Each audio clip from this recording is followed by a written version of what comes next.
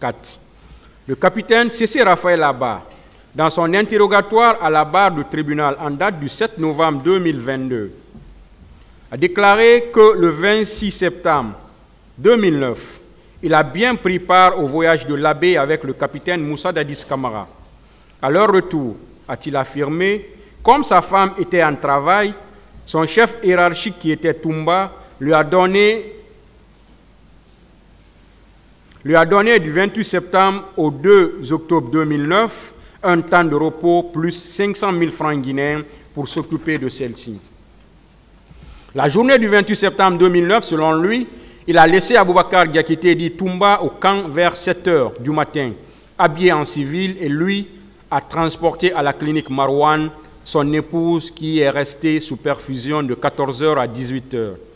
Il a rapporté qu'étant très fatigué du voyage, il s'est reposé toute la journée et il n'a repris le service que le 2 octobre 2009. Il a affirmé que toutes les déclarations faites par Aboubakar Diakité dit Toumba sur la présence de Marcel au stade et les contours de prise de pouvoir de Moussa Dadis Camara sont vraies et que celui-ci a dit devant lui un jour que Toumba était au stade pour sauver les leaders. Il a également confirmé que les hommes du colonel Moussa Tchegoro Camara portaient des bérets rouges. Au salon du président Moussa Dadis Camara, a-t-il insisté, il y avait 32 hommes et au salon d'Aboubakar Diakité dit Toumba, il y en avait 12.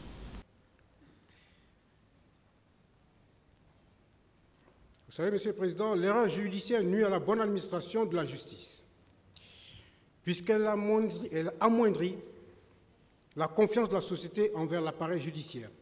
La machine judiciaire est effrayante, comme je l'ai dit, lorsqu'elle est aux mains de juges liberticides. Le juge d'instruction participe à la vérité judiciaire. C'est lui qui qualifie.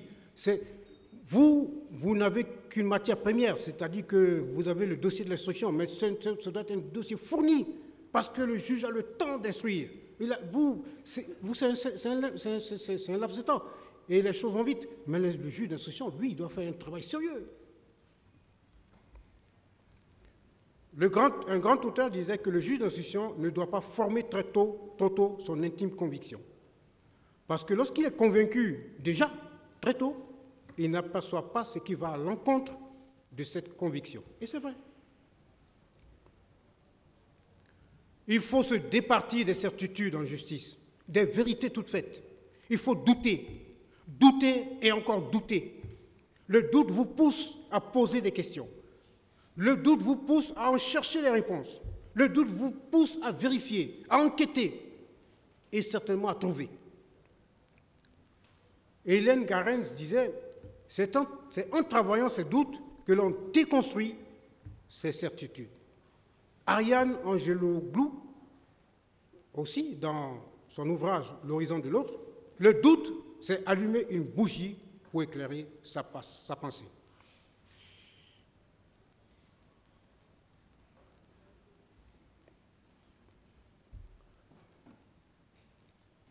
Alors,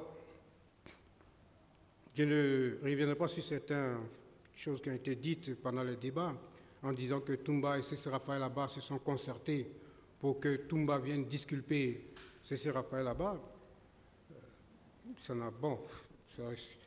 Étant donné que d'ailleurs, quand C.C. parlait, Toumba était à Dakar.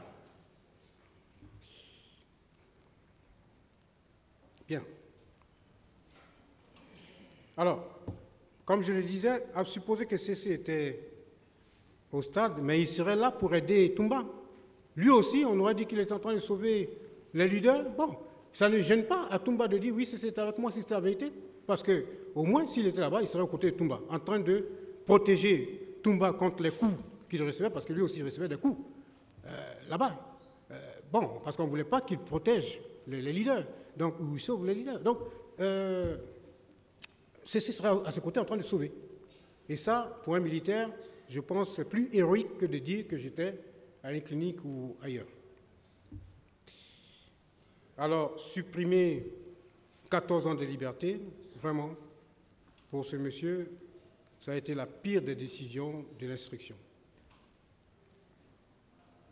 Alors, c'est à se demander, mais toutes ces années de bons et loyaux services à son pays, toutes ces années de discipline, à toute épreuve, toutes ces années à aimer son épouse et ses enfants, tous ces moments où il a été parfois un héros en sauvant le président, se sont écroulés comme s'il avait vécu pour rien.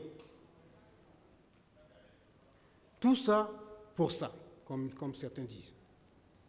À quoi ça sert d'être fidèle, loyal envers ses supérieurs? À quoi ça sert d'être un bon citoyen respectueux des lois et de son prochain? Voilà les questions que se pose C.C. Raphaël Abba. Parce que les bandits, au moins, ils gagnent quelque chose. Vous allez dans les maisons, vous dévalisez là-bas, vous prenez de l'argent, bon, vous en profitez, vous faites la prison, mais vous gagnez quelque chose. Mais vous ne faites rien. Vous êtes honnête toute votre vie, vous êtes bien éduqué toute votre vie, vous êtes l'homme le plus discipliné de l'armée, vous êtes l'homme le plus discipliné partout où vous êtes, et puis bon, vous faites la prison. Ça aussi, ça arrive. Ce qui est sûr, il voulait juste être un bon soldat, il voulait juste être un bon mari, il voulait juste être un bon père, aimant, et il ne demande qu'à accomplir ses devoirs pour son pays, pour son épouse et envers ses enfants. Mais on veut assassiner chez lui la foi, la confiance en l'homme, en l'État, en l'armée, en la justice. On veut empoisonner ses espoirs. Nelson Mandela a subi 26 ans de prison. Son combat se poursuit en détention, s'est poursuivi en détention, et il fallait tenir, il fallait résister, pour ne pas faiblir devant les tenants de l'apartheid. Mais Nelson Mandela savait ce qu'il attendait. Il savait que quand tu se bats pour cette cause de l'égalité entre les citoyens sud-africains, il savait qu'il pouvait être arrêté, il savait qu'il pouvait être jugé, il savait qu'il même pouvait être tué. Il savait tout ça, torturé peut-être, tout ça. Il a pris le risque, c'est un choix. Ceci n'a pas fait ce choix. Sa vie tranquille, comme un long feu tranquille, voilà. Mais voilà ce qu'on peut avoir. Mais la vie, c'est une leçon aussi. Et comme Émile Zola, j'accuse. J'accuse l'État de Guinée, depuis son existence, de ne pas assez faire la promotion des droits humains.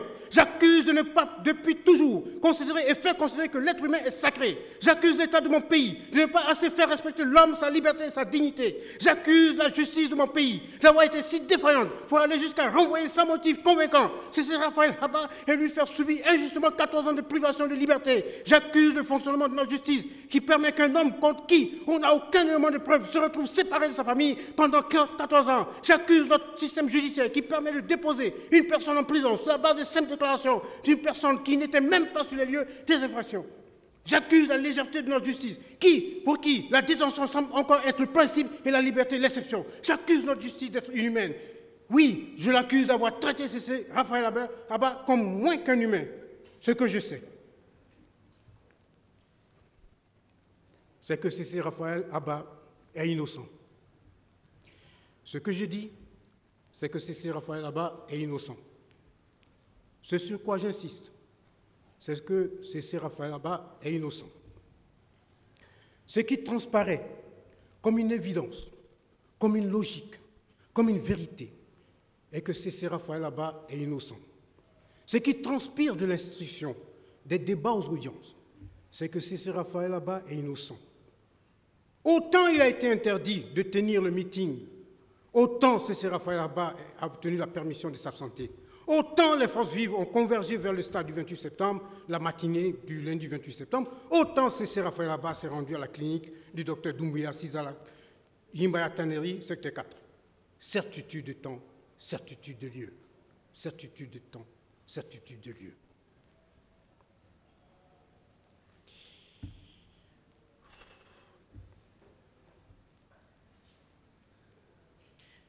C.C. Raphaël Abba est exceptionnel. Non seulement il supporte la prison, mais il distribue l'espoir, l'amour et la bonté aux autres détenus. Un des accusés aussi, ici, vous a dit à la barre que sans C.C. Raphaël Abba, il n'aurait pas tenu en prison. Tout Tout ce qui s'est passé au stade du 28 septembre est contraire aux valeurs de C.C. Raphaël Abba. Il y a lieu dès lors de déclarer Claude Pivy coupable de crimes contre l'humanité pour meurtre, enlèvement, séquestration et pillage. Sur la responsabilité de C.C. Raphaël Abba, vu l'article 25 du statut de Rome,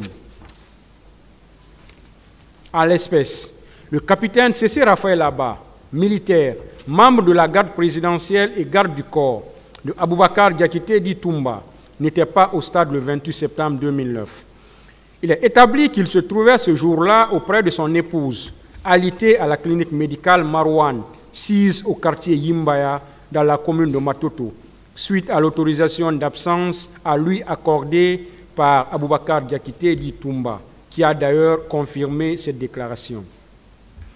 Sa présence à la clinique susmentionnée a été confirmée par Dr Doumbouya dans son courrier-réponse à l'adresse du parquet près ce tribunal dans lequel il a mentionné.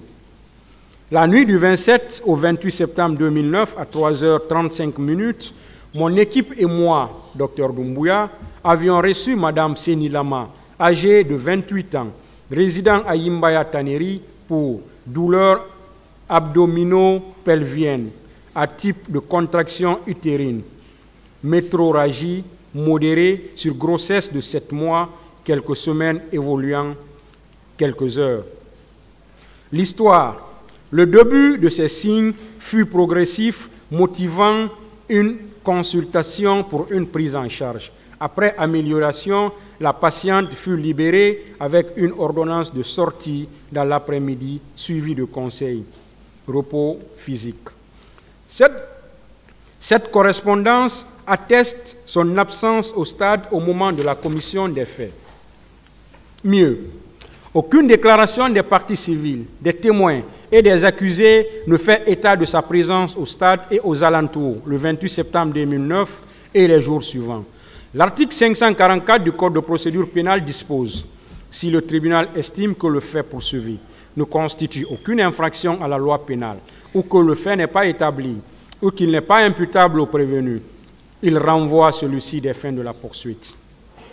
Il convient dès lors, en application des dispositions de l'article susvisé, de déclarer C.C. Raphaël Abba non coupable des faits à lui reprocher et de le renvoyer des fins de la poursuite pour crime non imputable à son égard.